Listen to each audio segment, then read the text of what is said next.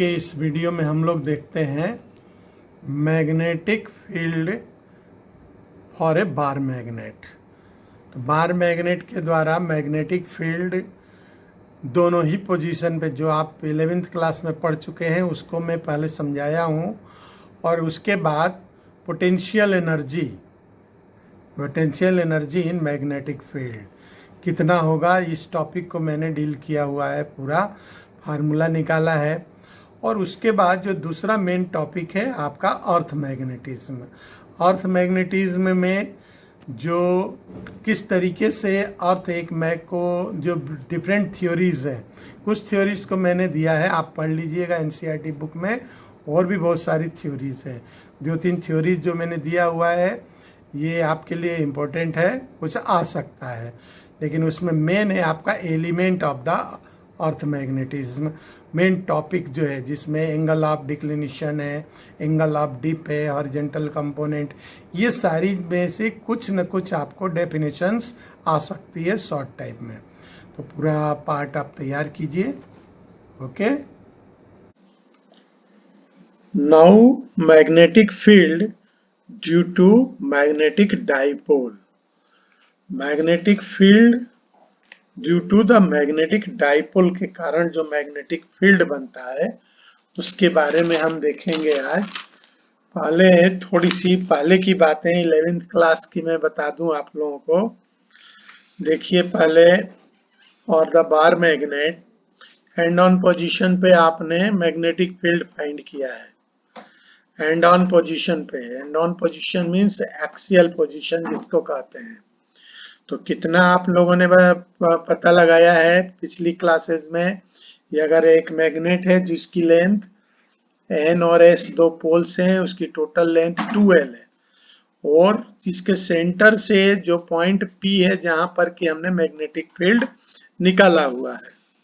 Okay, ये आपका total length यहां से यहां तक 2L है, और इसके सेंटर से जो पॉइंट P है वहां पर हमने मैग्नेटिक फील्ड निकाला है, और सेंटर से ये डिस्टेंस R है।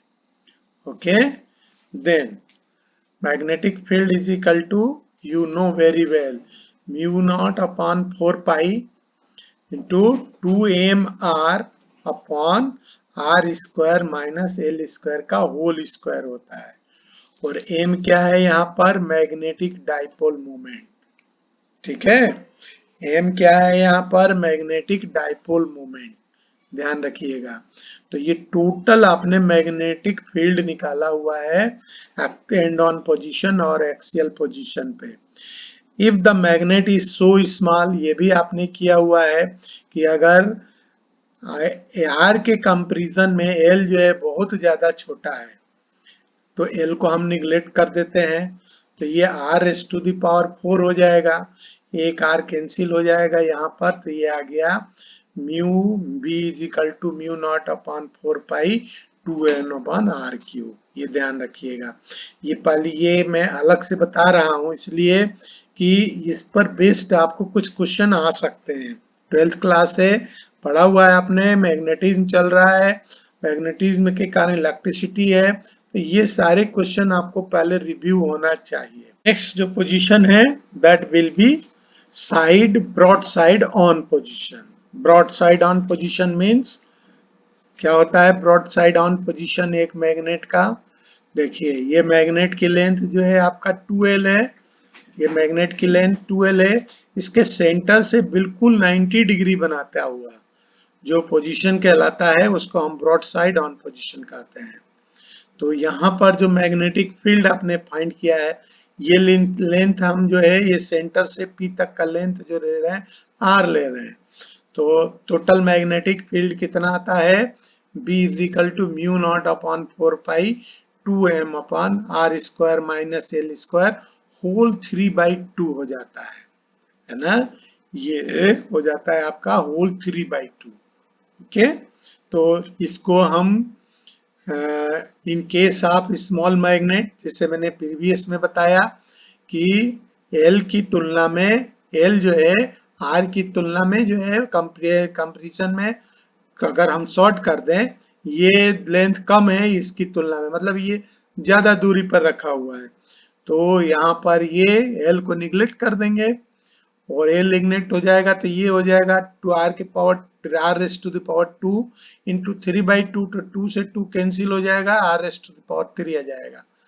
तो ये आपका आ जाएगा that will be m upon mu not upon 4 pi 2m, यहाँ 2m है, ध्यान दीजिएगा 2m upon r cube. Okay, तो ये मैग्नेटिक फील्ड हमने दो पोजीशन पे आपने कर चुका है, इसलिए मैंने आपको रिवाइज करवाया। अब इसका हमको निकालना है potential energy of the magnet, potential energy of the magnet in any magnetic field. ध्यान रखिएगा किसी भी फील्ड में पोटेंशियल एनर्जी कितनी होती है वो निकालना है हमें। तो पोटेंशियल एनर्जी कैसे निकाल लेते हैं, हमें मालूम है omega work is equal to होता है टाउ डी थीटा, और इसको थीटा 1 से थीटा 2 तक में इंटीग्रेट कर देते हैं। Surface integral of tau D theta, tau theta, tau D theta. Clear? तो यहाँ पर ये इसकी वैल्यू हम रख दें, अगर टाउ डी थीटा हमने आपको फाइंड किया हुआ है पहले भी, that will be M B sine theta, है ना, tau is equal to M B sine theta. अब इसको हम इंटीग्रेट अगर करें तो क्या हो जाएगा, ये आपका m और b, ये द मैग्नेटिक डाइपोल मोमेंट और ये मैग्नेटिक फील्ड, ये दोनों कांस्टेंट टर्म है, तो ये इंटीग्रल से बाहर आ जाएंगे और यहाँ पर साइन थीटे का इंटीग्रल हो जाएगा माइनस कॉस थीटा, और ये थीटा 1 से थीटा 2 तक हमने इसको इंटीग्रेट किया हुआ है, तो ये वैल्यू रखी जाती है मैथमेटिक्स में, ये ध्यान रखिए, ये वैल्यू थीटा 1 थीटा 2 रखेंगे तो ये आ जाएगा आपका माइनस, एक बाहर आ गया M B minus cos theta 1 minus cos theta 2। Okay, तो अब ये वैल्यू जो है आपका, अगर थीटा की वैल्यू 90 डिग्री है, अगर थीटा की वैल्यू 90 डिग्री है, ध्यान रखिएगा, तो वर्क डन आपका 0 हो जाएगा, क्योंकि cos 90 degree is equal to 0 होता है। ओके, तो W इज इक्वल टू आपका 0 हो जाएगा। इस केस में अगर W is equal to M B cos theta 1 minus cos theta 2, ये आपका टोटल मैग्नेटिक फील्ड आ रहा है, वर्क डन, पोटेंशियल एनर्जी जिसको आप कहते हैं। ठीक है, अगर यहाँ पर थीटा 1 और थीटा 2 को हम सिमिलर समझ ले, एक माइन्यूटली डिफरेंस करके, तो ये आ जाता है minus M B cos theta. Okay, तो minus M B cos theta, यह भी आपका, ये आपका एक फार्मूला है, ध्यान रखिएगा, और यह भी एक फार्मूला है, और ये लास्ट में भी आपको एक फार्मूला दिया है minus M B cos theta, ये भी आपका इंपॉर्टेंट क्वेश्चन है। तो यहाँ पर समझ लीजिए कि एम बी कॉस थीटा मतलब क्या है कि मैक्सिमम पोटेंशियल एनर्जी व्हेन, ये 90 डिग्री पर तो 0 हो जा रहा है, और जब पैरेलल होगा तब जाकर के m और b जब पैरेलल होंगे तो आपको मैक्सिमम पोटेंशियल एनर्जी मिलेगी, और m and b are in anti parallel, एक दूसरे के पैरेलल होंगे लेकिन एंटी पैरेलल होंगे, पैरेलल कंडीशन आएगी लेकिन एंटी पैरेलल, जो एक दूसरे से अपोजिट डायरेक्शन में मूव कर रहे होंगे।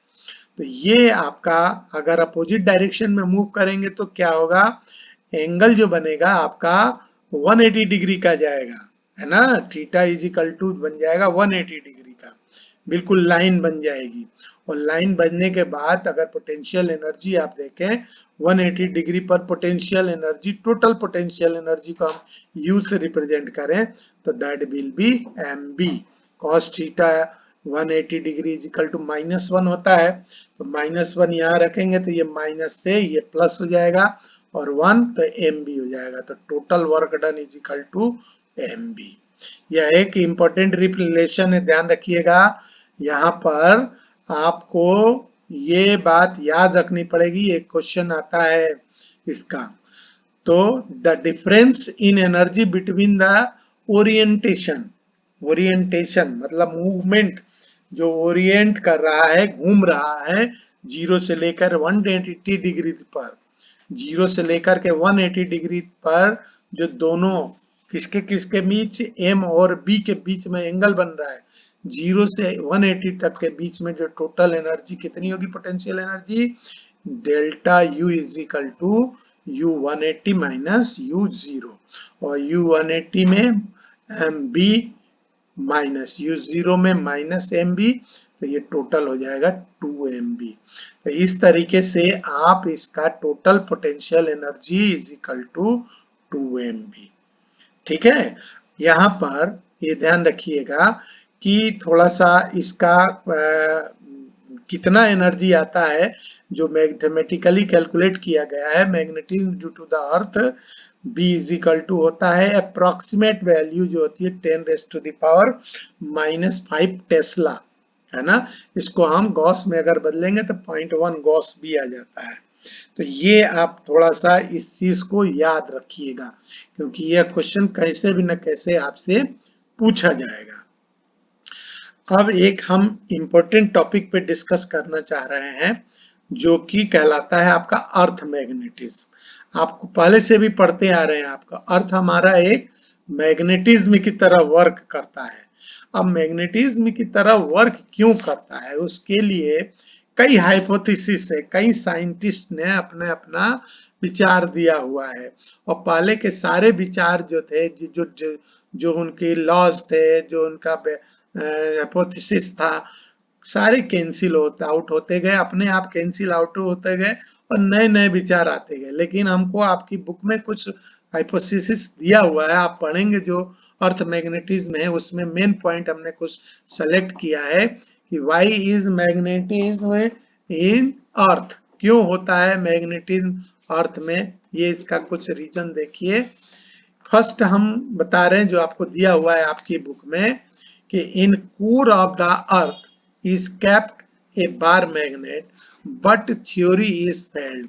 ऐसा माना गया पहले थ्योरी में कि जब हम किसी मैग्नेट को, ऐसा माना जाता है कि अर्थ का जो कोर है, अर्थ का जो सेंट्रल पार्ट है, जिसको आप कोर से कहते हैं, उसमें एक बार मैग्नेट रखा हुआ है, जिससे कि अर्थ जो एक भारी बार मैग्नेट रखा हुआ है, जिससे अर्थ जो है पूरी तरीके से आपका मैग्नेट की तरह वर्क करता है। ये फर्स्ट थ्योरी थी जो कि फेल हो गई। दूसरी थ्योरी थी कि आपको मालूम है कि अर्थ में बहुत सारे मोल्टेन मटेरियल होता है ना, मेटल्स होते हैं, मोल्टेन मेटल्स, क्योंकि बहुत ज्यादा हॉट होता है, तो मोल्टेन मटेरियल, मोल्टेन मेटल होते हैं। In case of the earth has ion. अब जो मेटल्स हैं, आपको मालूम है जितने भी मेटल्स हैं सब में आयंस होते हैं, और जब when the earth move west to east, आपको मालूम है कि अर्थ जो है वेस्ट टू ईस्ट मूव करता है, ध्यान रखिएगा। अर्थ move in a circular direction, it's develop, ये इसके मोशन के कारण, सर्कुलर मोशन के कारण इसमें अर्थ में एक मैग्नेटिक फील्ड जनरेट होता है। तो यह भी पहले की थ्योरी है, और ये भी जो है आपकी एक फेल्ड थ्योरी है, लेकिन इसको पढ़ा जाता है, ध्यान रखिएगा। थर्ड एक दिया हुआ है आपकी बुक में कि earth has an axis of rotation. Axis of rotation होता है, एक एक्सिस पे, मालूम है आपको कि एक एक्सिस के ऊपर रोटेट करता रहता है, ठीक है, on in which rotation continuously, hence the magnetism is created। इसके रोटेशन के कारण भी मैग्नेटिज्म बनता है ना, इसीलिए अर्थ को हम एक बड़ा मैग्नेट मानते हैं। ठीक है, तो ये कुछ आपको थ्योरी दी गई थी, लेकिन इसका बेसिक रीजन क्या बताया गया था, और अभी भी आप जो अब अर्थ का ग्लोब्स देखेंगे तो उसमें बेसिक रीजन क्या समझ में आता है, और आपकी बुक में समझाया गया है, उसको मैंने शॉर्ट में यहाँ लिखने की कोशिश किया है, तो इसको पढ़िएगा, समझिएगा। अर्थ का ग्लोब अगर देखेंगे तो उसमें दो प्रकार की लाइंस दिखेंगी, एक इस तरीके से जो कि पड़ी लाइन होती है, और एक खड़ी लाइन, आप इसको ऐसे समझ लीजिए, पड़ी लाइन और खड़ी लाइन, है ना।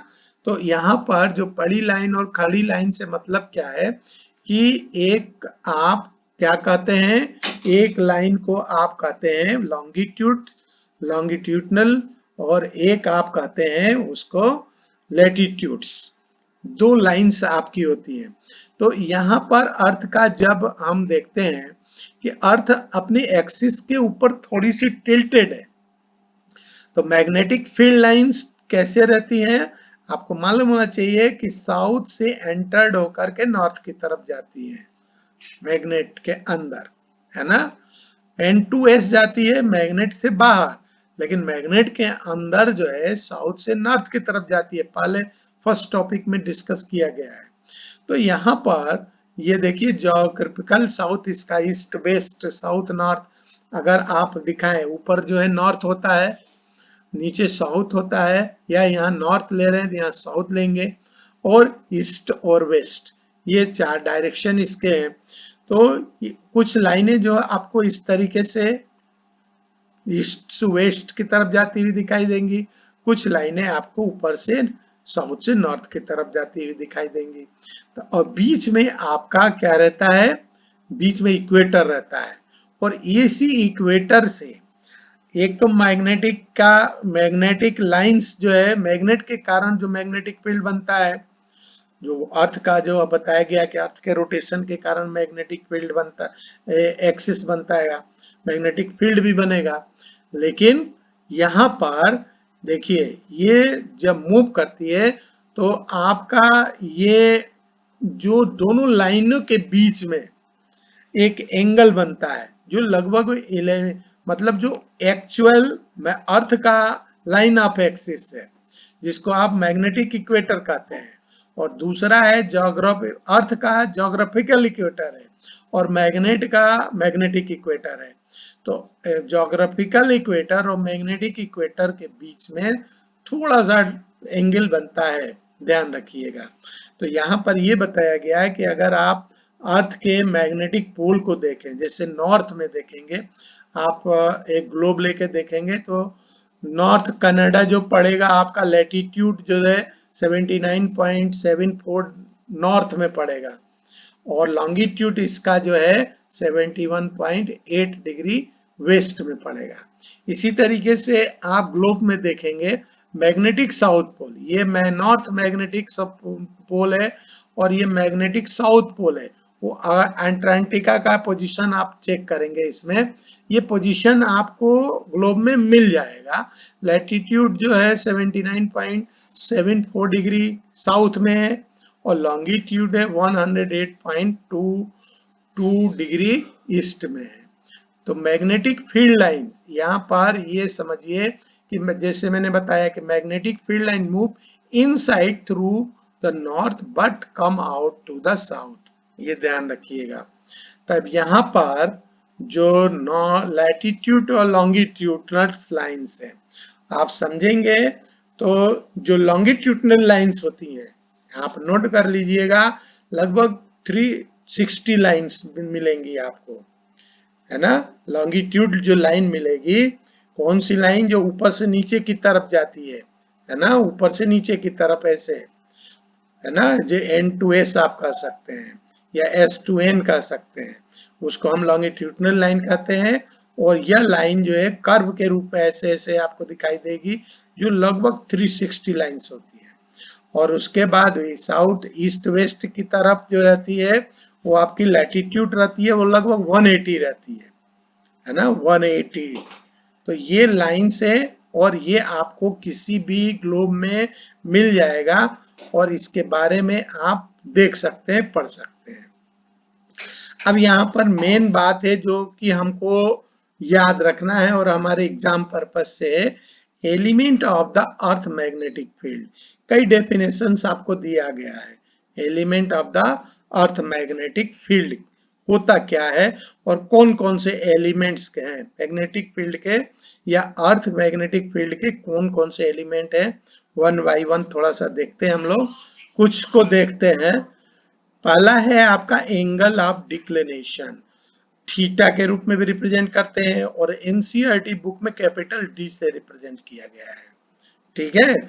अब ये होता क्या है, और दूसरा देखिए एंगल ऑफ डिप, जिसको डेल्टा के रूप में दिखाया गया है, लेकिन इसको आपकी बुक में जो है कैपिटल ये आई से भी रिप्रेजेंट किया है एनसीईआरटी बुक में, ओके। और फिर है एक हॉरिजॉन्टल कंपोनेंट ऑफ द अर्थ, जिसको हम कहते हैं magnetic field line, field H से रिप्रेजेंट करते हैं। तो मेनली ये 3 है। अब ये 1 बाय 1 जरा इसको हम देखते हैं कि क्या इसकी डेफिनेशन है। पहला है ज्योग्राफिकल मेरिडियन, है ना। ज्योग्राफिकल मेरिडियन क्या होता है? द वर्टिकल प्लेन, जरा ध्यान दीजिएगा जो मैंने पीछे बात बताया है कि vertical plane combining the longitude circle and the axis of rotation of the earth. Clear? Vertical plane combining the longitude of the circle, जो अर्थ के ऊपर जो लॉन्गिट्यूडनल लाइंस है और जो एक्सिस ऑफ रोटेशन है अर्थ का, जिस एक्सिस के ऊपर अर्थ रोटेट करती है, उन दोनों को मिलाने वाली लाइन को हम ज्योग्राफिकल मेरिडियन कहते हैं। ओके। सेकेंड है आपका मैग्नेटिक मेरिडियन। अब मैग्नेटिक मेरिडियन क्या होता है? द लाइन वर्टिकल लाइंस, ध्यान रखिए, vertical lines which passes through the imaginary line joining the magnetic north and south pole. ये इमेजिनरी लाइन से कल्पना के रूप में खींची गई है ग्लोब के ऊपर, है ना। थ्रू इमेजिनरी लाइन है, through the imaginary line joining the magnetic north and south pole. Magnetic north और साउथ पोल को जोड़ने वाली जो इमेजिनरी लाइन है उसको हम मैग्नेटिक मेरिडियन कहते हैं। ओके। और एक और पार्ट है आपका angle of declination. Angle of declination क्या होता है जरा समझ लीजिए। ये आपका ज्योग्राफिकल मेरिडियन है और ये है आपका मैग्नेटिक मेरिडियन। ध्यान दीजिए, एक बनाया गया है, एक हमने बना करके आपको दिया है कि ये ज्योग्राफिकल मेरिडियन इस तरीके से होता है और मैग्नेटिक मेरिडियन का डायरेक्शन ऐसे होता है जो दिया हुआ है। तो ये दोनों लाइन के बीच का जो एंगल है उसको हम कहते हैं एंगल ऑफ डिक्लिनेशन। क्लियर? इसको समझिए। एट एनी लोकेशन, जैसे किसी भी जगह की स्थिति आप पता लगाना चाहते हैं तो at any location in the angle between geographical meridian and magnetic meridian means, इसी को हम समझ सकते हैं कि declination is greater to higher latitude. Declination आपको हायर लैटिट्यूड पर ज्यादा दिखेगा और smaller to the equator, equator पर यह जो एंगल बन रहा है वो बहुत कम दिखेगा। ये एंगल ऑफ डिक्लिनेशन। तो एंगल ऑफ डिक्लिनेशन में समझता हूं कि क्या है, location in angle between the geography meridian and the magnetic meridian, ये दोनों के बीच का जो एंगल है उसको हम कहते हैं एंगल ऑफ डिक्लिनेशन। और उसके बाद है एंगल ऑफ डिप। ये सारी डेफिनेशन इंपॉर्टेंट है, ध्यान रखिएगा। एंगल ऑफ डिप क्या होता है? दैट इज ए लाइन, ये that is I hope that is a magnet, earth magnet, है ना। ये साउथ पोल है, ये नॉर्थ पोल है। मैग्नेटिक इक्वेटर ये है और एंगल ऑफ डिप कैसे होगा? जो एक्सिस के साथ, जो इसका सेंट्रल एक्सिस है, जितना इंक्लाइंड है उसको हम एंगल ऑफ डिप कहते हैं और उसको ये डेल्टा से रिप्रेजेंट किया जाता है। The angle of dip is angle between the magnetic field of the earth and horizontal surface of the earth। Magnetic field, जो इस मैग्नेट का मैग्नेटिक फील्ड लाइन है, ये एक्सिस है इसके बीच में, और अर्थ का जो मालूम है आपको ये टिल्टेड है तो इसका एक्सिस बदल जाता है। तो इन दोनों के बीच में जो ये एंगल है उसको हम कहते हैं एंगल ऑफ डिप। और तीसरा जो इम्पोर्टेंट चीज है हॉरिजॉन्टल कंपोनेंट ऑफ एच, जो हॉरिजॉन्टल लाइन रहती है उसको हम हॉरिजॉन्टल कंपोनेंट कहते हैं। तो ये आपके कुछ डेफिनेशंस हैं अर्थ मैग्नेटिज्म से संबंधित। आप इसको तैयार कीजिएगा क्योंकि इनमें से कुछ ना कुछ आपको जरूर एग्जाम में मिलेगा। ओके।